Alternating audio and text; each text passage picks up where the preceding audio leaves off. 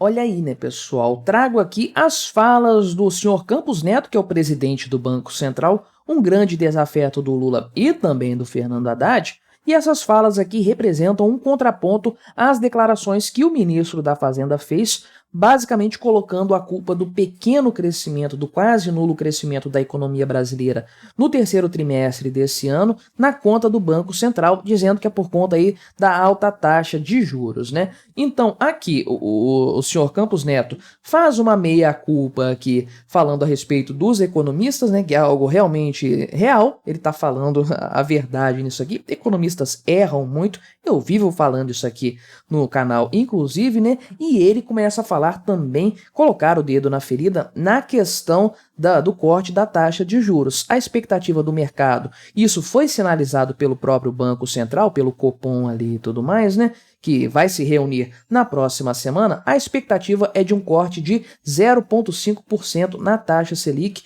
colocando aí no patamar de 11,75%, então o mais baixo em muito tempo, mantendo aquele ritmo de queda ali. Porém, o senhor Campos Neto já começa a sinalizar uma reversão no ritmo de cortes aí. Não significa que ele vai parar, mas talvez começar a cortar num ritmo mais lento, justamente por conta dos sinais da economia, né? Então vamos dar uma olhada nesse tema, mas antes disso, deixe o seu like e o seu comentário neste vídeo, se inscreva no meu canal se você ainda não for inscrito, considere se tornar membro patrocinador do meu trabalho, com valores a partir de R$ 1,99 por mês, você me ajuda bastante dessa forma, pode ter certeza disso, né? Então, o senhor Campos Neto deu ali as suas declarações, afirmou aí, acho que foi hoje mesmo, inclusive, né, que ele deu essas suas declarações, foi ontem, aliás, terça-feira, dia 5, né, a respeito da questão da taxa de juros e da questão também aqui dos economistas, né.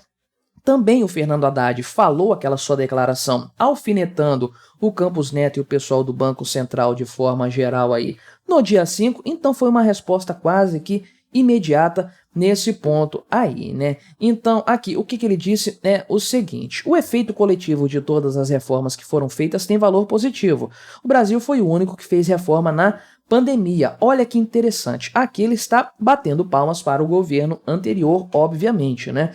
Bolsonaro e Paulo Guedes no comando ali da pasta do Ministério da Economia. São reformas que colocam aqui, conforme ele disse, né, que fizeram com que o crescimento estrutural tenha subido um pouquinho aí. E os erros de previsão estão associados aos efeitos coletivos dessas reformas. Isso aqui é interessante, uma mensagem velada aí que ele colocou, que é o seguinte, né, que o pessoal gostou tanto dessas reformas estruturais que foram feitas no governo Bolsonaro, que eles se esqueceram que nós estamos no governo Lula. Então o pessoal foi com muita sede ao pote, o pessoal acreditou que a coisa seria pujante esse ano também, como foi no ano passado, e na verdade não, né? Tem fatores políticos que não foram levados em conta nessa história. Ele diz aqui que os economistas, ele próprio, né? Então ele diz na primeira pessoa do plural aqui, né? Nós economistas erramos muito, é a meia-culpa aqui do Campos Neto, né? E ele usa uma piada muito boa, muito conhecida, inclusive, né?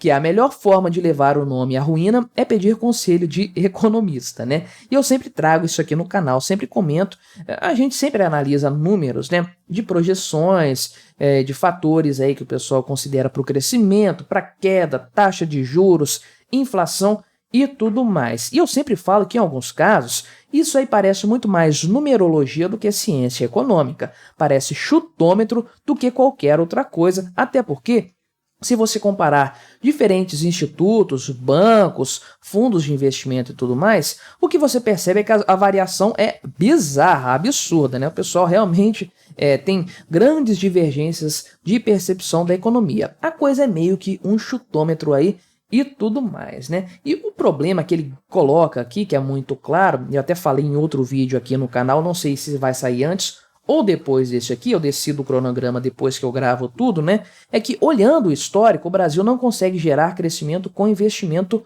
público, né? E a alocação privada é mais eficiente, porém os gastos públicos estão crescendo. Isso não vai trazer crescimento econômico de longo prazo aqui no Brasil, além de espantar o investimento privado, principalmente o investimento estrangeiro, né? Então, aqui, de fato, ele pontua a questão da reforma tributária, ele diz que isso vai trazer efeitos positivos, discordo dele, mas obviamente ele não vai falar mal dessa reforma assim de uma forma tão aberta, né? Não vai criticar tão abertamente o texto aí, mas ele diz que isso aqui é correto também, que o texto da Câmara é melhor que o do Senado, né? No Senado entrou um monte de coisas, um monte de penduricalhos que tornaram a reforma pior do que ela já estava. Isso aí, de fato, realmente, ele está com a razão nessa história aqui também, né? Agora, falando da questão da taxa Selic, que é o grande ponto de atrito entre o Banco Central comandado pelo Campos Neto e o governo Lula, né? E eu volto a lembrar aqui que esse cargo de presidente do Banco Central houve mudanças durante o governo Bolsonaro justamente para dar autonomia para o Banco Central para que ele possa agir dentro do seu grande objetivo, da sua grande função, que é a tal da política monetária, né? Controlar aí o valor da moeda, né? Evitar que ela se deprecie, se desvalorize demais, manipulando a taxa de juros, que aqui no Brasil a taxa básica é a taxa Selic, né? Então, o que o governo faz aí nessa história? Aliás, o Banco Central, que sim faz parte do governo, mas é uma autarquia, tem um funcionamento próprio autônomo, né? Ele usa essa taxa de juros para controlar a taxa de inflação, que aqui estamos usando a definição estatal. A taxa de inflação se controla lá na Casa da Moeda, parando de imprimir dinheiro, porque o aumento da base monetária é a real inflação, né? Mas o governo fala aqui de inflação, o Estado, como aumento nos preços de forma geral, né? Então, quando o governo acha, quando o Estado, quando esse estamento aí burocrático, técnico de certa forma, acha que os preços estão muito baixos, não estão subindo, a inflação está baixa, está tendo deflação, ele abaixa a taxa de juros. Por quê? Por dois aspectos, né? Em primeiro lugar, isso aí incentiva as pessoas a gastarem mais com financiamento, né? A pessoa vai comprar um carro, vai comprar uma casa, fazer uma dívida, o pessoal vai contrair empréstimo para outras coisas e tudo mais. Mas principalmente isso tira o incentivo das pessoas manterem dinheiro reservado, né? Ali na poupança, num CDB, em alguma coisa assim, porque não está rendendo muito, né? O pessoal prefere gastar, então, já que esse dinheiro no longo prazo não vai se valorizar muito, vamos gastar, vamos torrar esse dinheiro. Isso aí gera um aumento da demanda, por consequência, um aumento nos preços, a tal da inflação que eles querem. Quando a inflação está muito alta, os preços estão subindo muito, o que o Banco Central faz é justamente o oposto. Aumenta a taxa de juros, porque ele torna mais difícil o financiamento, o pessoal para de gastar um pouco porque não quer se endividar numa taxa de juros tão grande assim, e o pessoal também prefere poupar mais dinheiro, porque, olha só agora, com uma taxa dessas aqui, você pode deixar o seu dinheiro, aliás, está mais do que isso, né? Está 12,25 atualmente. Você pode deixar o dinheiro aí um tempo lá no CDB, que ele vai render bastante, né? Então, o Banco Central acaba tirando o incentivo para o consumo, isso aí reduz a taxa de inflação. Essa basicamente é a política monetária que o Banco Central adota, né? E aí criou-se então essa figura do presidente do Banco Central com um mandato intercalado com o mandato presidencial, justamente para não ter essa interferência, pelo menos não durante o período todo do governo do presidente. Então, o Campos Neto é uma indicação técnica do governo Bolsonaro, aquele cara ali que era muito conceituado e tudo mais, que o Paulo Guedes ali via com bons olhos e que está fazendo um trabalho bacana aí no Banco Central, essa é a verdade. Dentro do que se pode esperar de uma autarquia estatal, é bom frisar isso aí, né? Então, Campos Neto fica até o final do ano que vem nesse cargo, com a autonomia que ele está desfrutando aí, e o cara está realmente batendo de frente, fazendo a sua política independente aí do governo Lula, né? Então, tem a questão da taxa de juros, que ele manteve alta um bom tempo, peitou todo mundo para manter isso, mas começou em meados desse ano a reduzir essa taxa. Estamos atualmente em 12,25% dessa taxa Selic aí, e a previsão de todo mundo do mercado é 0,50% de corte na próxima reunião, que é na semana que vem, a última deste ano. Então todo mundo está apostando numa Selic em 11,75 para o final de 2023. Eu acredito que a coisa realmente aí vai se manter nesse patamar. Tudo indica que a coisa vai seguir nessa questão aí e tudo mais, né? Então, de fato, o Banco Central tem seguido esse padrão, essa tendência de queda e tudo mais, só que eles estão colocando aqui alguns poréns nessa história, né? Tudo isso aí vai ficar mais consolidado no relatório do Copom, que sempre dá um indicativo da reunião seguinte, né? Eles sempre dão a deixa do que eles vão fazer posteriormente. E aí, aqui ele coloca que a inflação está convergindo para dentro do que o Banco Central esperava, existe o teto da meta de inflação. O centro é 3,25, o teto é uma margem de tolerância de 1,5, então 4,75% do índice IPCA, e provavelmente vai ficar abaixo disso este ano, não muito abaixo, vai ficar bem ali no limite, mas ainda dentro do esperado. Só que isso, obviamente, já levanta uma série de atenções por parte do Banco Central, né?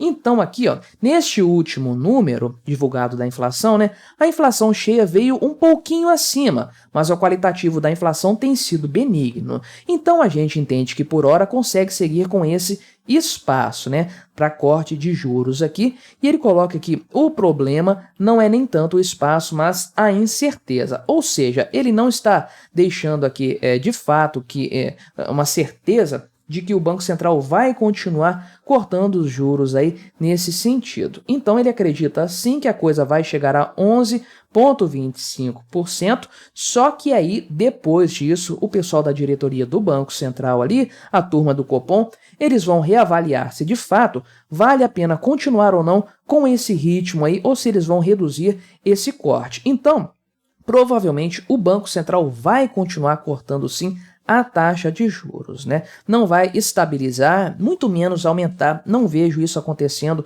pelo menos nas próximas reuniões do Copom. O que provavelmente vai acontecer a partir do começo do próximo ano é uma redução no ritmo dos cortes aqui. Isso vai ser uma tragédia para o governo Lula, que espera, se dependesse do Lula, a gente estaria com uma Selic abaixo de 10% hoje, né? Mas a expectativa é que nós chegássemos no final do ano que vem, ou pelo menos na época das eleições, né, que é o grande fator do próximo ano, com uma Selic abaixo dos 10% ou próximo disso, né? Se o Campos Neto reduzir o ritmo, a gente não vai chegar a menos de 11 no próximo ano, provavelmente, né? Mas ainda é cedo para nós colocarmos isso de fato para debate. O que o Campos Neto fez mais nessa história, então, foi peitar o Fernando Haddad e colocar mais uma vez aí em destaque a sua autonomia, mostrando para todo mundo que ele de fato está agindo dentro das qualificações, das exigências técnicas para o seu cargo, não é? Mas o que você achou dessa história? Colabore com o nosso debate, se inscreva no meu canal se você ainda não for inscrito e até a próxima.